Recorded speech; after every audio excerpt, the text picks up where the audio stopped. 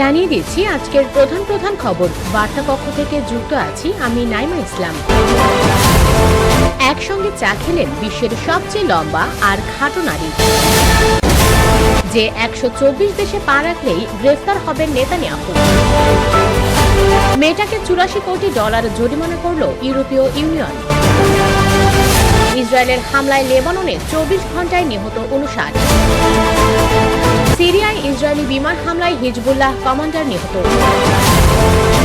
অর্থমন্ত্রী হিসেবে স্কট ব্যাসেন্টকে বেছে নিলেন ট্রাম্প। প্রতারণা ঠেকাতে 20 লাখ অ্যাকাউন্ট ডিলিট করল মেটা।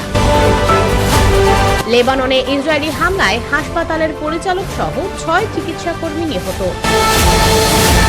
যুক্তরাষ্ট্রকে ডিঙিয়ে রাশিয়ার বৃহত্তম সমৃদ্ধ ইউরেনিয়াম আমদানিকারক চীন।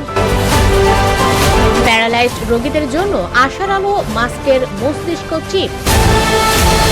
প্রথমবারের মতো যুক্তরাষ্ট্রে শিশুর দেহে বার্ড ফ্লু শনাক্ত। পর্নো তারকাকে অর্থ দেওয়ার মামলা খারিজের আবেদনের অনুমতি পেলেন ট্রাম্প। বিস্তারিত জানতে ভিজিট করুন usbengal.com।